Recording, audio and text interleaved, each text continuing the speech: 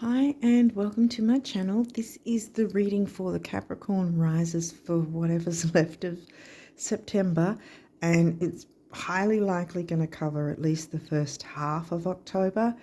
I'm not entirely sure when I'm going to be uploading this, so there may still be relevance to watching the other video as well, which is not a card reading if you don't already know.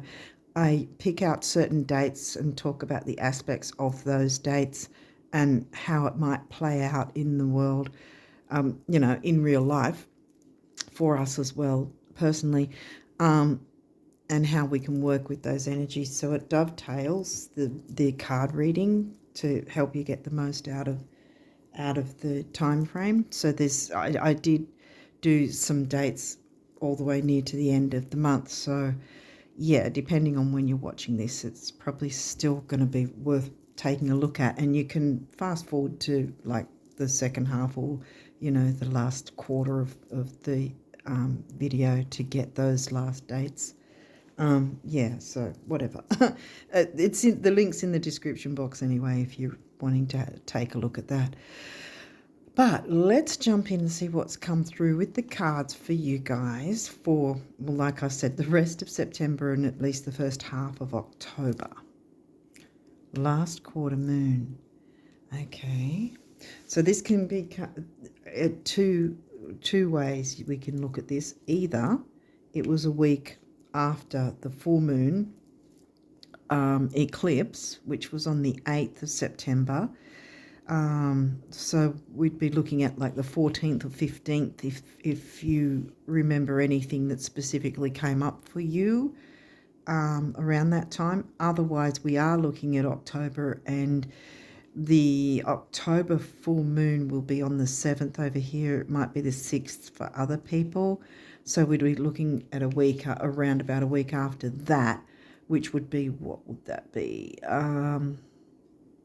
The 14th or 15th again, I guess, around about that time frame of October. So yeah, around the same time frame. So this is a square after the full moons. This is full moon energy, which it might not be a bad thing. It might be just about making adjustments in some way. 5th house, the Leo house, which is in Taurus for you. Okay. Friendships. Why am I saying friendships? Probably because of the full moon in Aquarius. Okay. No, because we're looking at Taurus is about what you value, including yourself, your self-worth as well. Things you value, money, items, what is value, what you place value on, whether it's a monetary or an emotional value, and that the 5th house is about creativity, children, romance, love affairs, being in the spotlight. Full moon again. Okay. That might be why I was saying friendships, because I feel like this is from the eclipse energy, which technically, if it's this card, it's a lot better than having the lunar eclipse card, let me tell you, because that one would be tough. So I feel like this is coming off from the full moon eclipse that happened on the 8th. So yeah, I think this was, because this reading's definitely going to be up after that time. Not sure how late in the month I'm going to get to being able to upload them onto the channel. But yeah, anyway, 14th, 15th, what came up for you around those themes of creativity, romance, children, love affairs, being in the spotlight, and of course what you value, who you're valuing. Well, it's who you value with yourself. Oh, wow. Good. That is good. New moon. Because the reason I say it's good is in this particular deck, the creator, this is one of the cards that the creator considers auspicious, very lucky. So that's a good thing. Is that good? kind of an opposite of energies here, it seems. Sagittarius, that's your 12th house. Mix of Pisces and Sagittarius. Eris, the street fighter, speaking up, speaking out, that she's an asteroid for yourself and or others. She can be fiery. Well, obviously Sag is fiery too. Fire in the water house. That's interesting.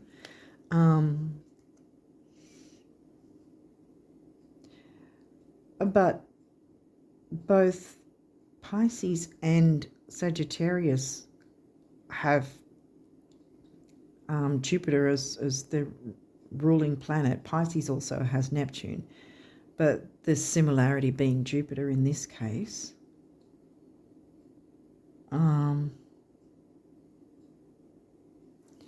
Well, the new moon in October is going to be in the sign of Virgo, and the eclipse was also in the sign of Virgo. I feel like this full moon here is about October's full moon around the 6th or 7th of October, and it's going to be in sidereal Pisces. Tropical will be saying Aries, but it's going to be Pisces. Because True Sidereal takes into account, if you aren't familiar with my readings in this channel, True Sidereal astrology takes into account the size of each constellation. That's why we've got extra Virgo moon phases, because Virgo's a massive constellation, as is Pisces. But yeah, so this full moon coming in October will be in Pisces, and this one will be in Virgo. So you've got Pisces, Virgo, Aquarius. So Aquarius, Pisces, Virgo.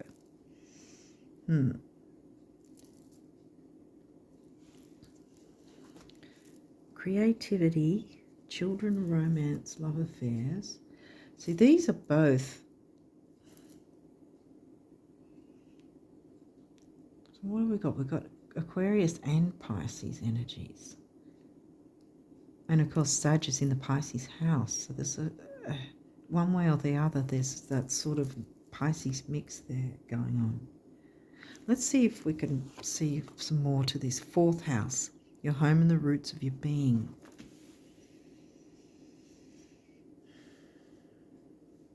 Fourth house is in Aries. Taking action. Well, I said fiery.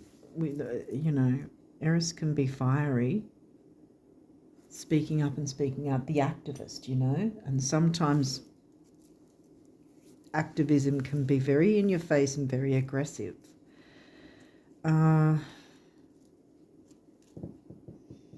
What you value. Some sort of creativity. Easy go, easy flows. See, that's what it was giving me more about Sag and Pisces mixing, because the Pisces full moons come through. There's some sort of adjustments or completion of some sort of thing has to happen. That's perhaps been a negative to your creation, or to things relating to Taurus themes, things that you value, Taurus and Leo themes. What else? Mercury communication.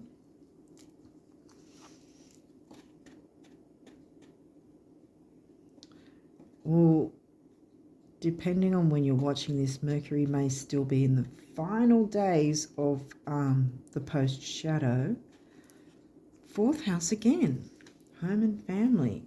Well, children comes into 5th house, and 4th house is about home and family, creature comforts, taking action with that. 8th house, intimacy. Gemini, the butterfly. Gemini's in the Virgo house. What's in your 8th? Oh, Leo's in your 8th. Leo. Yeah, I think that's something to do with Leo/Taurus themes, what you value, the Leo things that you value. And it could be about creativity. The butterfly, so communication. Gemini is ruled by Mercury.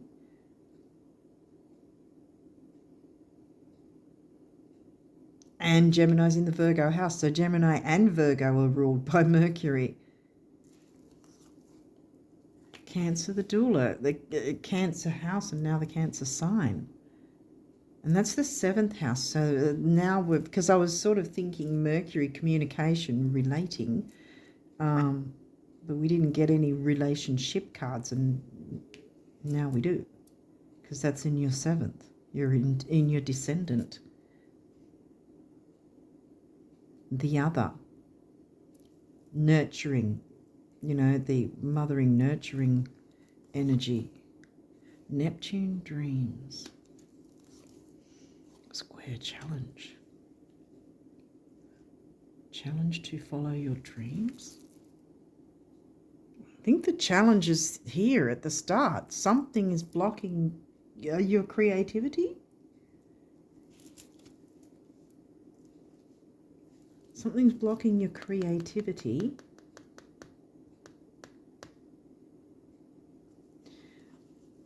And perhaps there was a sign of it in that time frame after the actual eclipse. So something might have come to your attention around, what did we say, 14th, 15th of September. It's involving the themes of your 5th house, and because it's covered by Taurus, what you value, what themes of the 5th house that you value. I'm getting creativity, but see here, it's like there would have been something that came to your attention, or maybe it was only slightly noticeable, and then it'll come to your attention more with this full moon, and or that will be the time to go, right, now we'll deal with it. Now we'll make adjustments or clear it out of the way. Then boom, what happens? You're open to straight away, like almost immediately, once you deal with whatever the block is, then to whatever 5th house themes, that you're finding difficult to move forward with. Once you deal with that, and this guy's going to be, the 6th or 7th, depending on where you're located. Over here, it'll be the 7th, at least. So around about that time in October, it'll be like you'll either have more information and know how to deal with things, or how to make adjustments, or what to let go of, and then you'll be free to jump into the new moon energy, which is in Virgo as well. So this is giving me both, a regular new moon in Virgo in October, but also still the Virgo eclipse that we have in this month. So I think it's a bit of both.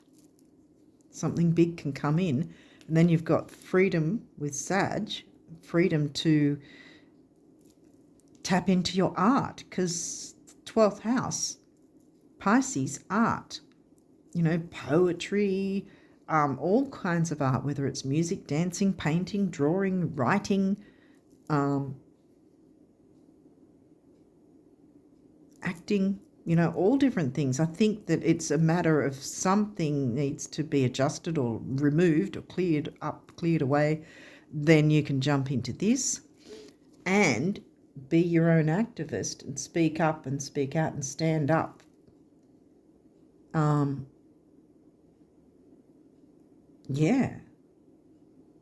But not in a negative way, because this is after the new moon, see? So I think this is about speaking up for yourself and others, and or others. But it's gonna have something to do with home and family, though.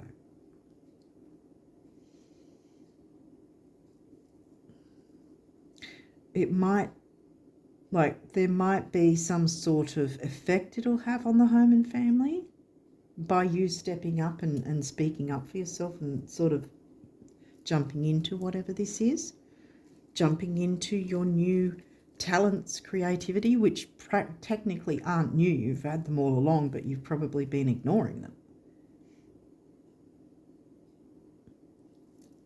And now, you can be more expansive with them. Jupiter is the one I was picking up on more than Neptune, although Neptune did come. But this one's saying dreams, follow your dreams. And the challenge, smack bang, straight away, deal with the challenge, then you follow your dreams. So it's sort of the other way around. But because you haven't yet, it's swapped out. So it's like you've got dreams, but there's the challenge to deal with, because, see, she's looking at the challenge, right? She's there looking at the challenge. And the challenge is here first. So deal with the challenge.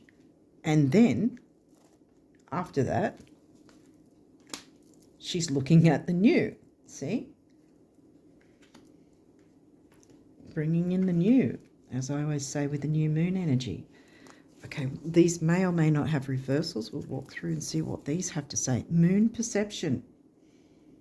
Yeah. What do you perceive for yourself? What new do you perceive for yourself? This is upright. So that's a good thing. Sagittarius expand. It's upright as well. Yes. That's a good thing. This is a good thing. You want this in reverse because, look, upright, it's debilitated discomfort. You don't want that. That's fantastic in reverse. Yay. Pallas Athena, think. Weigh up the pros and cons, yeah, because, with Eris, she can be fiery, so you want to be fired up and, for yourself, be your own activist and follow your dreams, There's going to be some sort of effect on the family, but it's not going to be a negative because you would have dealt with whatever this was ahead of time. Like I said, the challenge. So she's looking at the challenge because she's not yet cleared it to be able to look at that. I already showed you, so where things are going. What's this? Fourth house. Now this is in reverse. Home.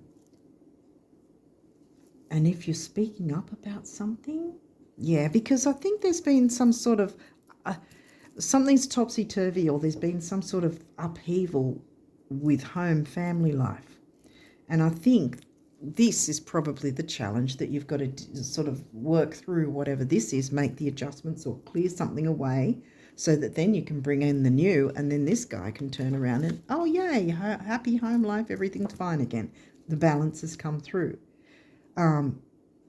Because Cancer is in the Libra house. Libra likes balance. So it's a matter of finding balance, and the way you do that is to look at what this challenge is.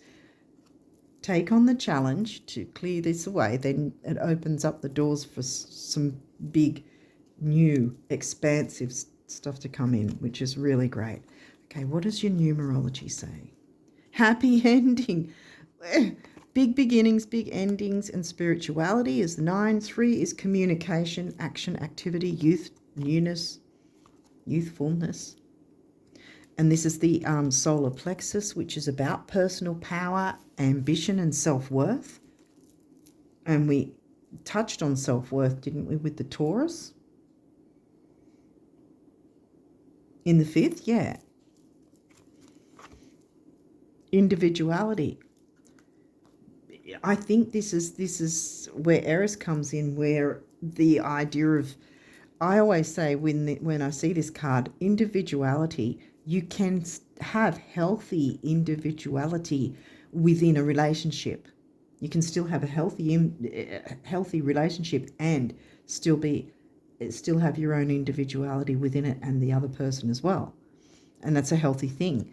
And this is a master number 11, which is a relationship number. And 1 on its own is personal power. This is double personal power. So whenever I see these master number double numbers on these cards, I always perceive it.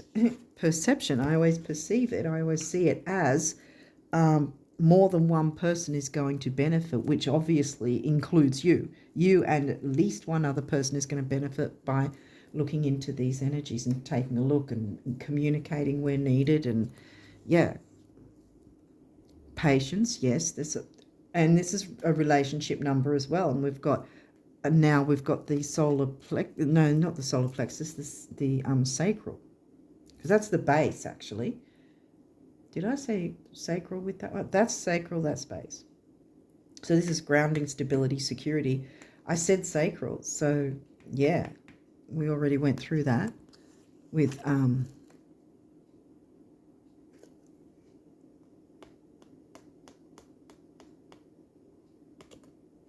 there's creativity.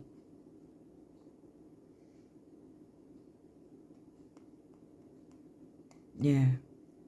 Stability, security, material stability, and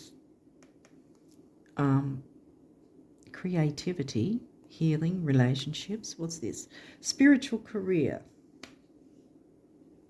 Well, this might have some sort of thing that needs adjusting so that you can jump into it, and you can be your own activist in terms of allowing yourself to jump into a spiritual career, which will actually be a good thing with your family life. It will,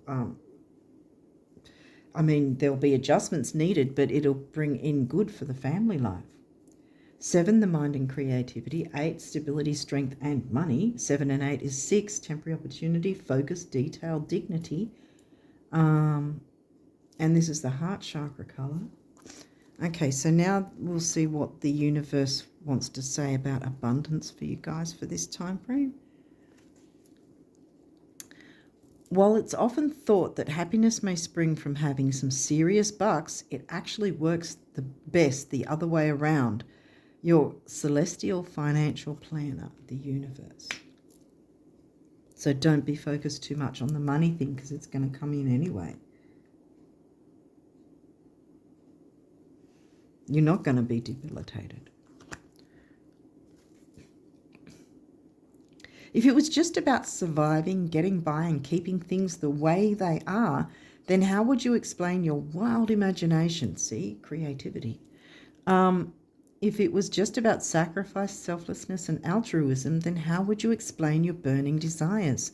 And if it was just about thinking, reflection, Pallas Athena, thinking, reflection, and spiritual stuff, spiritual career, then how would you explain the physical world? Get the picture? Want it all? That's what it's there for. Vroom, vroom, get going. The universe, get going on your dreams, I want to say.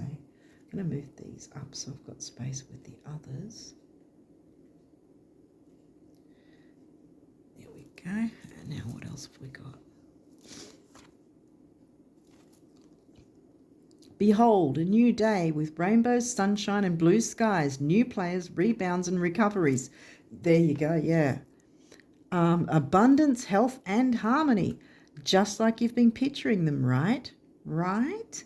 Please tell me you've been picturing them. It takes so little, the universe. See, it's all on the way. You're getting abundance coming in. And look, the tree growing towards the sun. Happiness. If more people knew how admired they already are, they'd be even more admirable. Same for knowing how cool, fun, healthy, wealthy, and wise they already are. And zippy. In admiration, the universe. Okay, so now what do the guardian angels want you to know? Breakthrough. There you go again. Clearing this away, focusing first on the square without stressing about it, but working through whatever blocks or issues are going on, and then being your own activist in terms of what dreams you want to bring forward. Breakthrough. How many heartfelt wishes have been crushed by fear? How many times has society's voice of disapproval cast a shadow on your dreams? See? Speaking up for your dreams, speaking up, being your own activist for your dreams, allowing yourself to, what's the word for it? Experience your dreams, to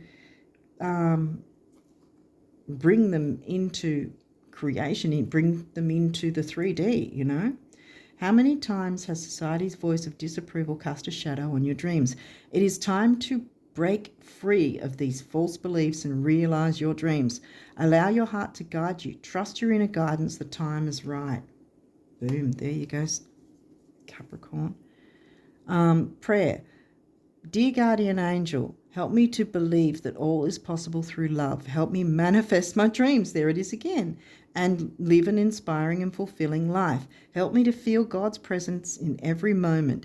Help me feel, let me start again. Help me feel eternally loved. Thank you for being always by my side. Yeah. I think whatever this is, once you look at dealing with the challenge, there's some sort of challenge around the Leo themes, and obviously the mix of Leo and Taurus, what you value around Leo themes. It could be items, it could be emotional things that you value to do with creativity, children, romance, love affairs, whatever. But I'm really thinking more about the idea of the creativity, being in the spotlight, things you value, items maybe, or I think it's some sort of culmination thing that has something to do with what you want to produce, what you want to bring out into the world in a physical way, in a tangible way. Spiritual career, see? And following your dreams with that, being your own activist and not being afraid to jump out there and get this underway, get this moving along, bring this forward, because you're going to get a breakthrough. It's coming in. And there's going to be expansiveness, right, with Sag and Jupiter. Sag came through twice. So, yeah, I think that this is I'd be looking at both Leo and Pisces in terms of your talents, your art, creativity sort of thing.